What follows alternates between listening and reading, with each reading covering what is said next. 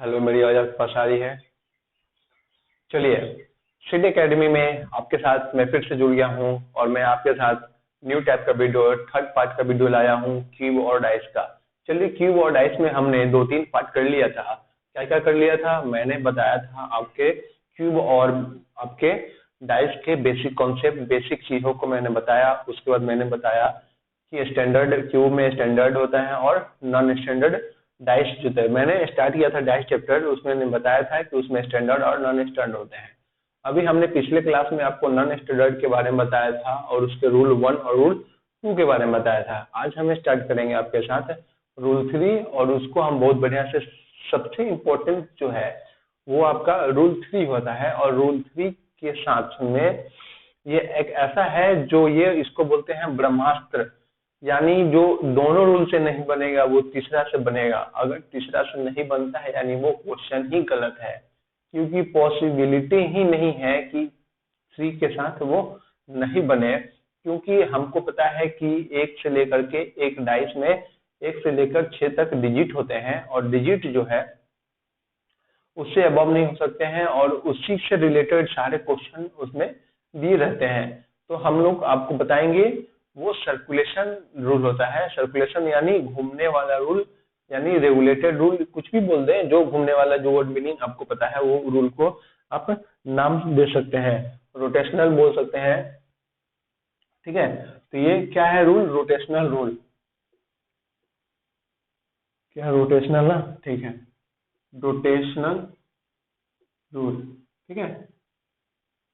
Rotational rule third मेरा part, third है, third rule है, थर्ड रूल। क्या नाम है? रोटेशनल, या हिंदी में लिख सकते हैं घूमने वाला नियम, ठीक है। रोटेशनल रूल या तो घूमने वाला नियम आप लिख सकते हैं इसमें। चलिए ठीक है, इसमें हम सारे क्वेश्चन को कराऊंगा, उसके बाद आपका सारा कॉन्सेप्ट इसमें क्लियर होते जाएगा। और मैं आपको इसका कुछ रूल लिखवा देता हूं जो आप इसको अच्छे से कर लेंगे, ठीक है। लिख लीजिए, इफ वन कॉमन, अगर दो फिगर दिया हुआ है, मैं फिगर बना देता हूं तब आपको चीजों का स्पष्ट होने लगेगा, ठीक है। ये मैं आपको बता देता हूं। पहले आप जब तक फिगर को नहीं देखेंगे तब तक आप चीजों को नहीं समझ पाएंगे, ठीक है। क्वेश्चन दिया हुआ है 2, 3, 4 और नेक्स्ट दिया है 2, 5 और 6, ठीक है। 2, 5, 4 और 2,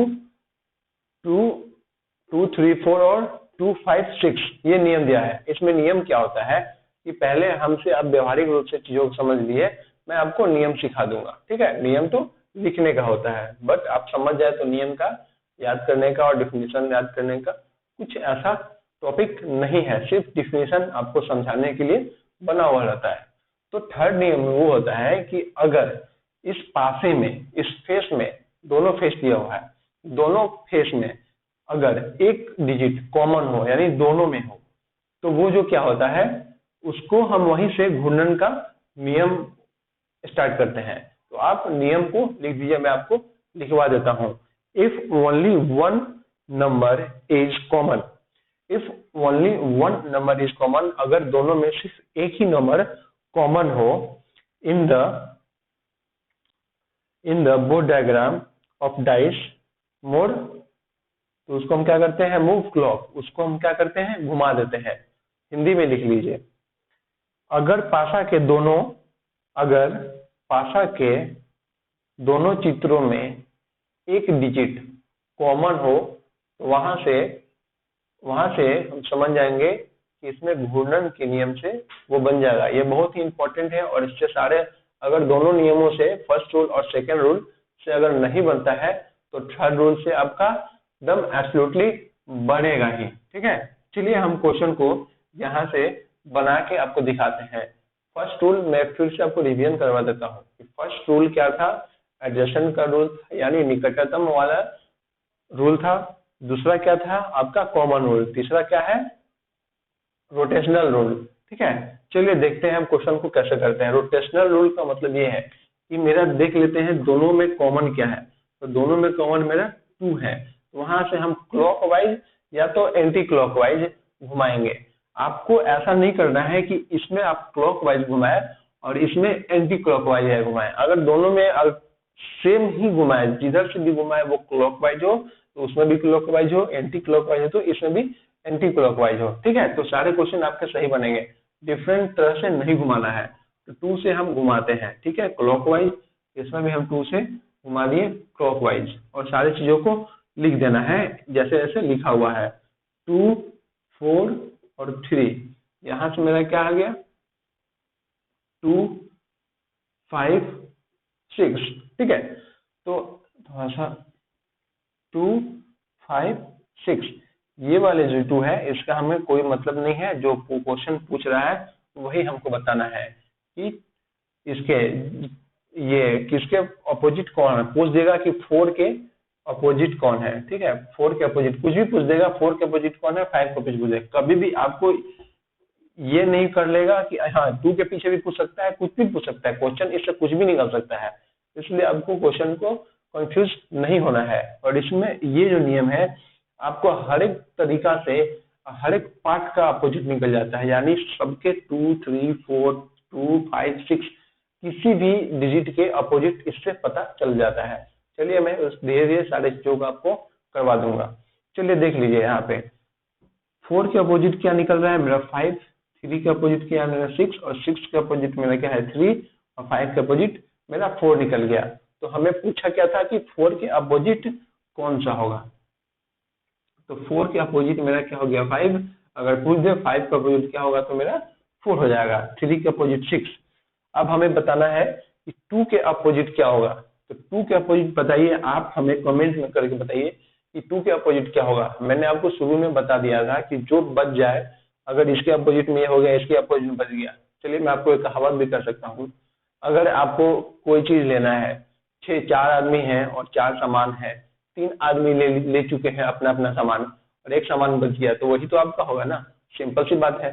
तो बच गया क्या मेरा 1, यानी 2 के अपोजिट मेरा क्या हो जाएगा 1 हो जाएगा। ये अकॉर्डिंग टू क्वेश्चन है, ये हमेशा से ऐसा ही कुछ नहीं होता। अगर पासा में ये फिगर दिया हुआ है उसके अकॉर्डिंग है, हमेशा से 2 के अपोजिट 1 नहीं होता है। इसलिए आपको रट लीजिएगा तो क्वेश्चन गलत बनना स्टार्ट हो जाएगा।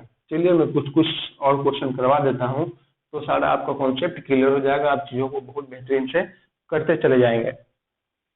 चलिए मैं एक आध क्वेश्चन और करवा देता हूँ, आप देख लीजिए।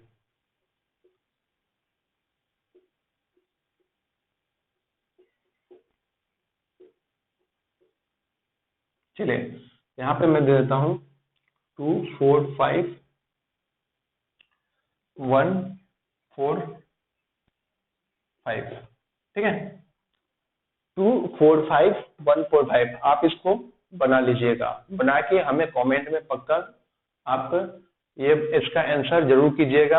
आप इस चीज को मजाक में नहीं लीजिए कि हमें कमेंट क्या करना, मैं तो पढ़ लिया मैं छोड़ दिया। तो प्लीज हमारे बात को करिए, तब तो मुझे पता चलेगा कि कितने लोग समझ रहे हैं। हमारे समझाने से हमें पता चलेगा। तो चलिए हम क्वेश्चन को बताते हैं। ये कौन सा नियम से बनेगा, तो रोटेशनल नियम से बनेगा।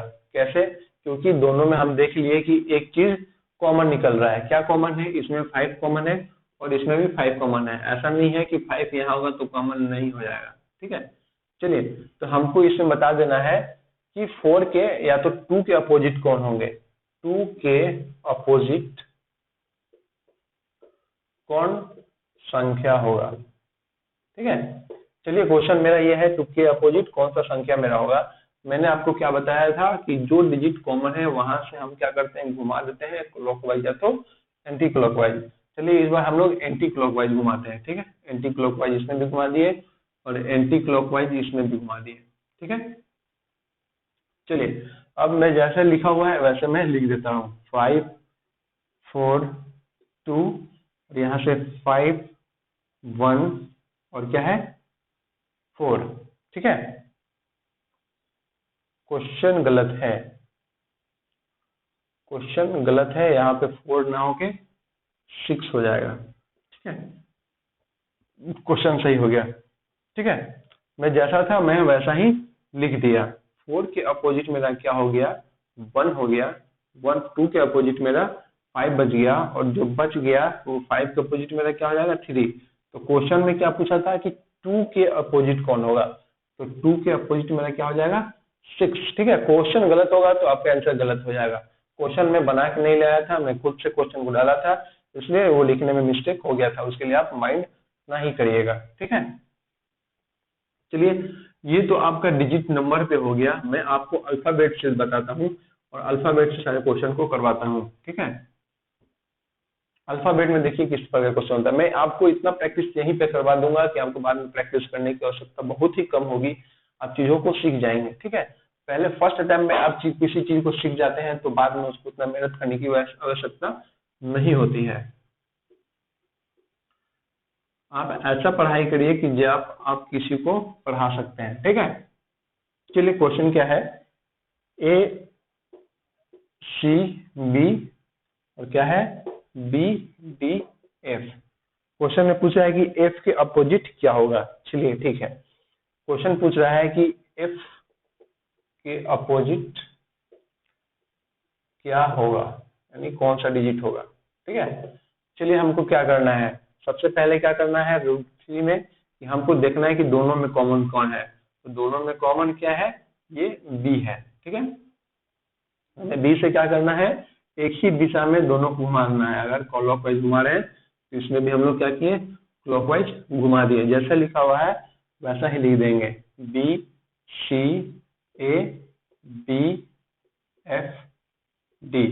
ठीक है, चलिए इससे हमको कोई मतलब नहीं है, हमको बताना था कि किसके अपोजिट कौन होगा। तो सी के अपोजिट एफ होगा और एफ के अपोजिट क्या होगा। तो क्वेश्चन क्या था, एफ के अपोजिट क्या होगा, तो एफ के अपोजिट आपका क्या हो जाएगा सी हो जाएगा, और ए के अपोजिट क्या हो जाएगा डी, या डी के अपोजिट ये। बच गया मेरा क्या, मैंने बताया था कि इस नियम से हर एक जितने भी फेस दिए हुए हैं उनके सारे को पता चल जाएगा कि किसके अपोजिट कौन सा होगा, इसलिए ये नियम सबसे कारीगर है। लेकिन इसमें क्या होना चाहिए कि एक कॉमन होना चाहिए। ठीक है, लेकिन एडजेसेंट वाले में ऐसा नहीं था और कॉमन वाले में ऐसा नहीं था। कॉमन वाले में क्या था कि दो दो अब कॉमन होना चाहिए, सिर्फ इसमें एक कॉमन हो जाएगा तो भी हो जाएगा। और ऐसे एडजेसेंट वाले में क्या था कि किसी भी के बगल वाला वो क्या होता है, वो उसका एडजेसेंट नहीं होता है। तो चलिए हमको पता चल गया कि एफ के अपोजिट सी है, तो बच गया क्या मेरा ई, यानी बी के अपोजिट मेरा क्या हो जाएगा ई। ठीक है, सारे चीजों को करिए, बहुत बढ़िया से करिए। मैं सारी चीजों को आपके सामने करवा दिया हूँ, मैं आप चीजों को बढ़िया से कर सकेंगे। मैं उम्मीद करता हूँ कि आप जाइए बुक प्रैक्टिस करिए, आप सेट बना कर देखिए, आपके सारे क्वेश्चन इससे रिलेटेड बनेंगे। मैं इससे रिलेटेड में और कुछ वीडियो नेक्स्ट पार्ट में लाऊंगा।